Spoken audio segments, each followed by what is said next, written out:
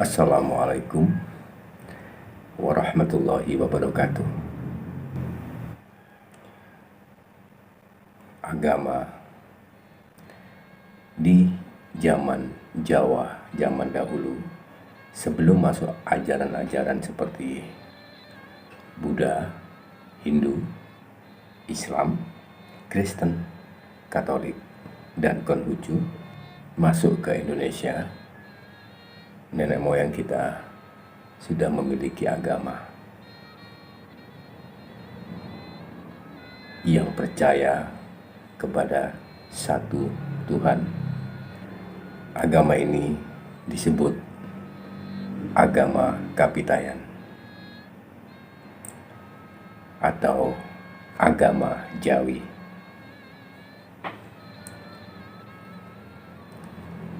Ini jauh sebelum ada agama-agama lain masuk ke sini, dan juga jauh sebelum Nabi Muhammad lahir.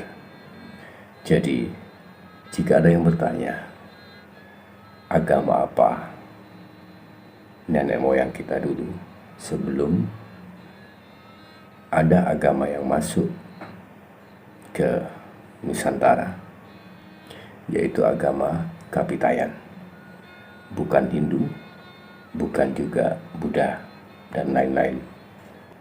Tuhan dalam agama Kapitayan disebut Sang Hyang Toyo. Toyo itu berarti suwung atau kosong. Tuhan di dalam agama Kapitayan tak terlukiskan. Sang Hyang Toyo didefinisikan sebagai Tan Keno Kinoyo Ngopo, tidak dapat diumpamakan, tidak dapat dibandingkan dengan makhluk, tidak terlihat, tidak dapat dipikirkan, dan tidak bisa dibayangkan alias goib. Laisa kamitslihi syai'un adalah firman Allah dalam Al-Quran surat Asy-Syura ayat 11.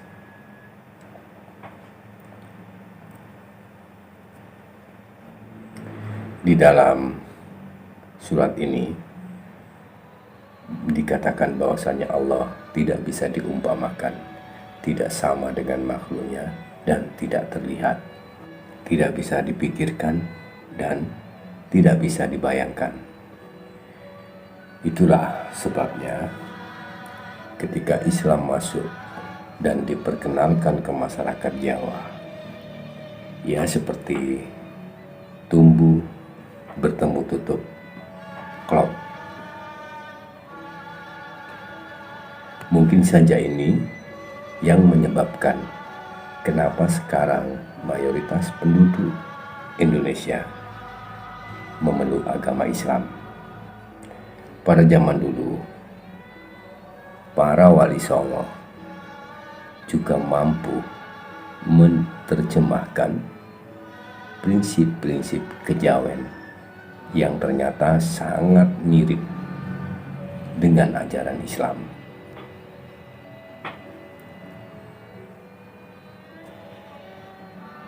Seperti memayu bawono ambrasto durhangkoro, itu adalah amar ma'ruf nahi mungkar, khairun nas anfa'uhum linnas, yang berarti orang hidup harus mempunyai manfaat.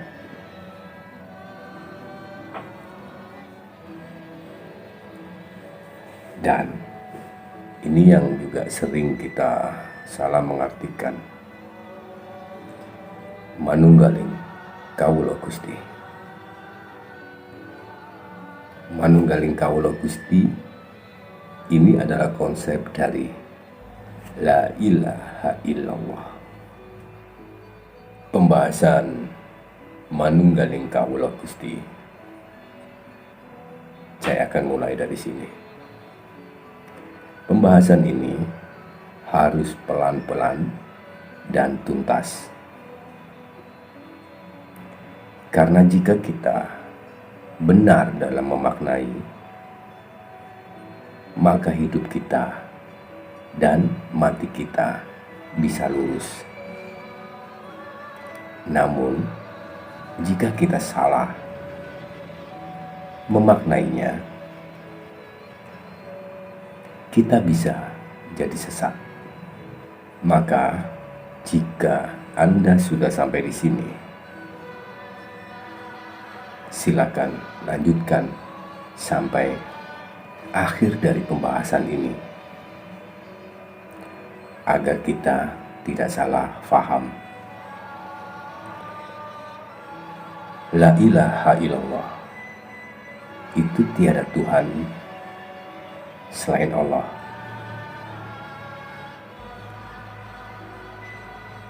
Inilah arti terjemahan bahasa Indonesia yang sangat populer.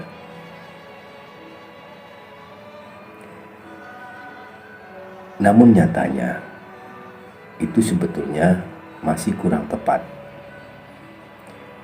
Jika ingin diterjemahkan dalam bahasa Indonesia, ini menurut Buya Syakur Amin, saya mengutip dari Buya Syakur Amin, seharusnya artinya adalah Tuhan itu satu, Allah saja. Tetapi bisa dimaklumi. Namun, alangkah baiknya jika kita mengetahui maknanya, makna syariatnya, makna torekot, dan makna hakikatnya. Maka dari itu, di ilmu tarekat itu pertama kali, jika kita mengucapkan La ilaha illallah, itu didahului dengan La ma'buda illallah. Apa arti dari La ma'buda illallah? Tiada yang disembah kecuali Allah. Kemudian La maqsuda illallah. Kemudian yang nomor 3, La maujuda illallah.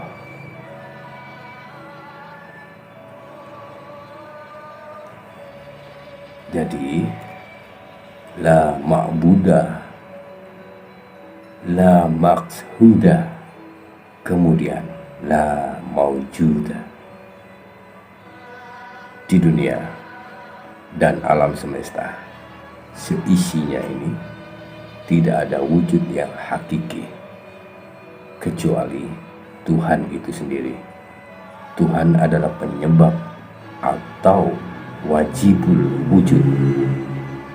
Sedangkan alam semesta ini adalah akibatnya.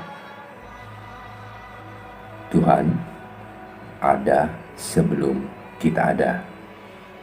Sebelum Adam ada. Sebelum ada hewan. Sebelum ada tumbuhan. Sebelum ada bumi. Oleh karena itu, sejatinya semua makhluk dalam bentuk diri kita ini tidak ada kecuali Allah sendiri. La maujuda illallah. Tidak ada wujud kecuali Allah. Saya tidak bisa melihat Tuhan, tapi saya bisa melihat makhluknya. Ketika saya mengenal makhluk, saya jadi mengenal Tuhan. Inilah yang disebut waidatusi syuhud. Karena semuanya sudah ada, maka saya hanya bisa percaya dan bisa menyaksikan, mengerti dan kemudian berikrar secara lisan dengan asyhadu alla ilaha illallah. Saya bersaksi bahwa tidak ada wujud itu bermakna wujud kecuali Allah. La masyhuda illallah.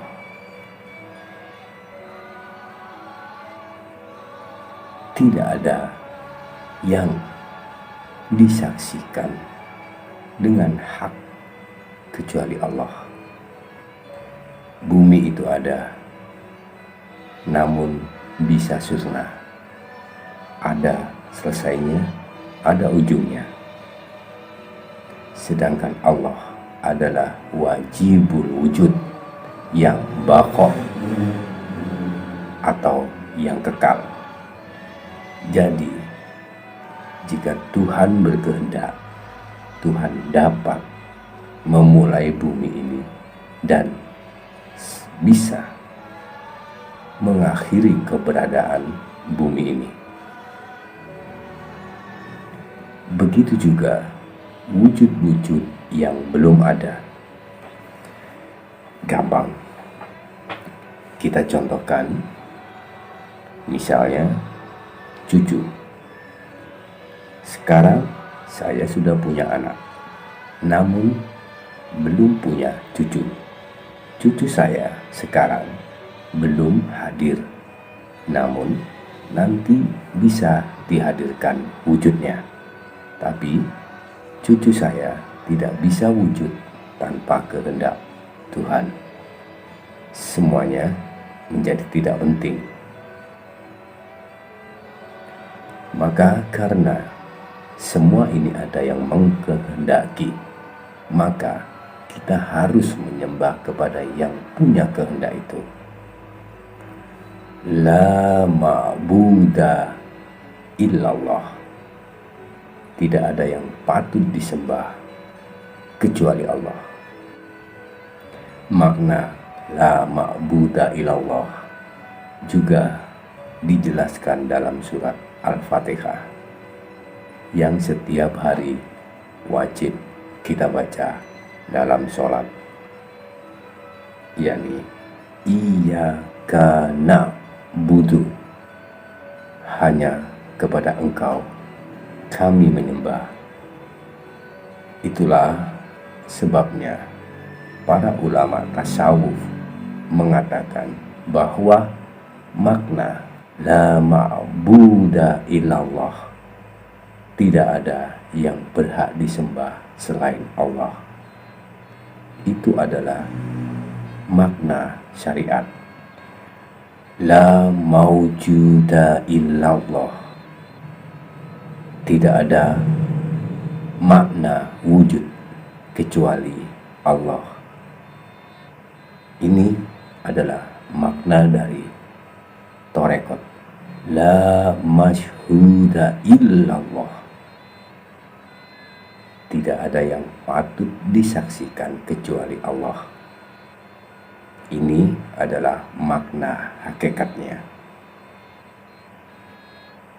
Sekarang, apa hubungannya dengan manunggaling kawula Gusti? Manunggaling kawula Gusti itu hanya istilah Jawa. Jadi itu dimaknai sesat atau tidak, itu tergantung penafsirannya.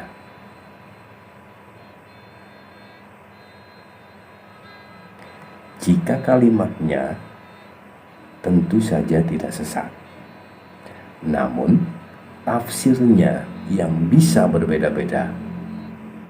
Penafsiran juga harus menggunakan tafsir bahasa Jawa dan tafsir ilmu.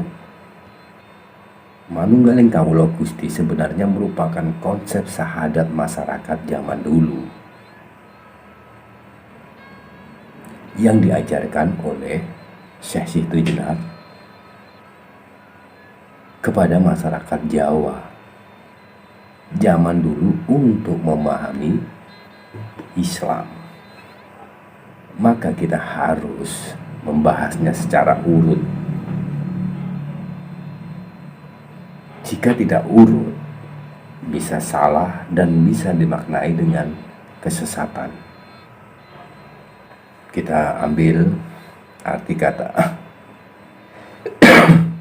kata manunggalin kawula Gusti. Manunggal itu artinya menjadi satu. Kawula adalah saya, atau keberadaannya sebagai hamba. Gusti keberadaannya menjadi Tuhan.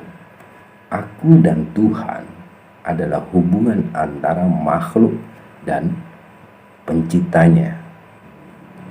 Karena tidak ada wujud yang bermakna kecuali Tuhan.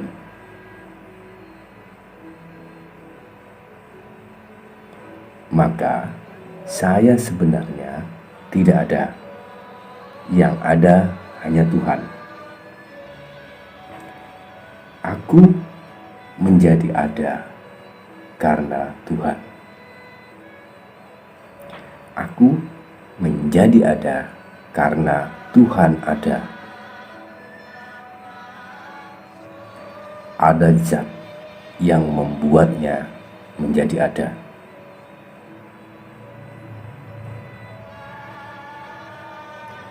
Jadi jangan dikira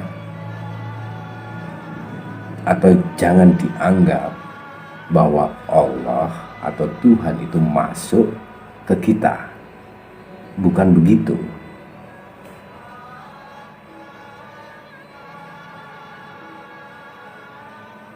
Untuk mudahnya begini. Saya membawa sebuah benda, dan ini lampu atau sinar, kita taruh di bawah sinar, benda ini akan bercahaya. Jadi ada nur, ada cahaya yang masuk ke benda ini. Itu mudahnya. Jadi bukan listrik yang mengaliri cahaya ini yang masuk ke sini, ke benda. Jadi cahayanya yang masuk ke benda, yang menerangi benda ini. Di sini kadang-kadang kita salah menafsirkan atau salah menangkapnya. Jadi cahaya yang masuk ke benda itu. Jadi cahaya apa? Cahaya Tuhan yang masuk ke dalam diri kita. Bukan zatnya Tuhan. Bukan zatnya Tuhan yang masuk dalam diri kita. Perlu penjabaran yang detail untuk menerangkan ini.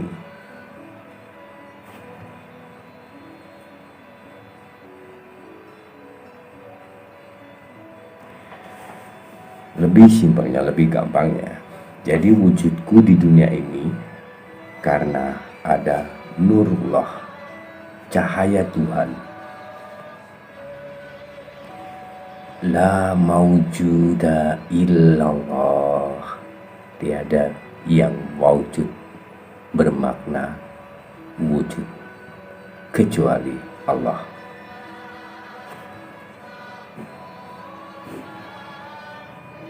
Aku tidak bisa melihat Tuhan, tetapi saya dapat melihat diri saya sendiri. Saya bisa kenal dan memahami diri saya sendiri.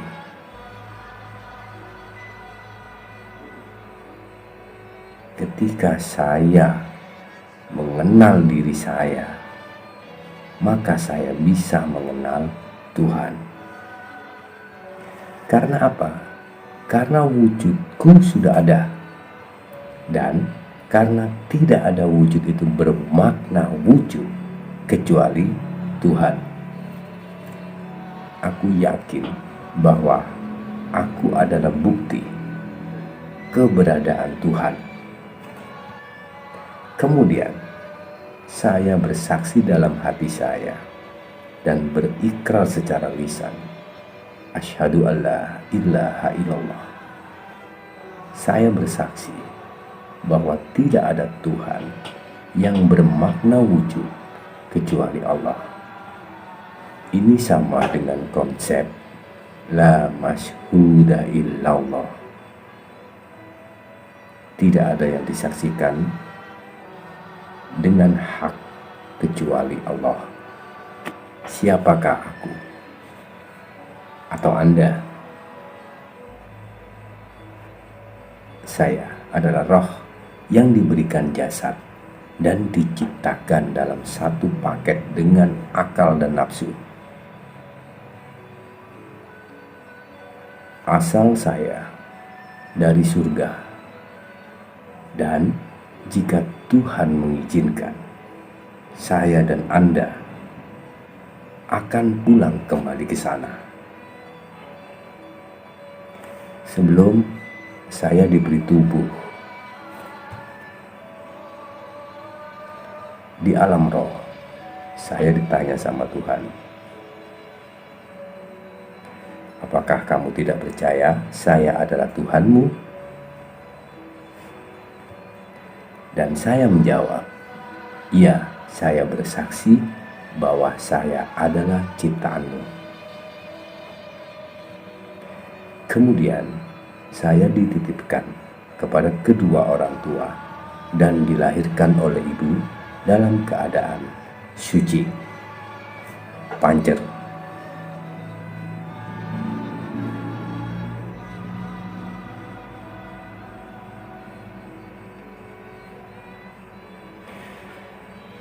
Semua manusia pada dasarnya baik,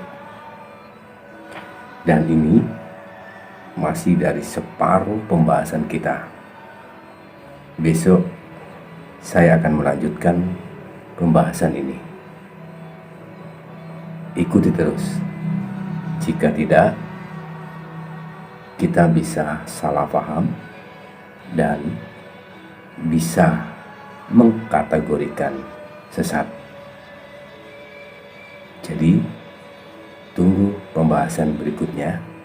Jika saya salah, mohon dikoreksi di kolom komentar. Terima kasih atas perhatian Anda. Tunggu video berikutnya. Rahayu, rahayu, rahayu. Sagung dumadi.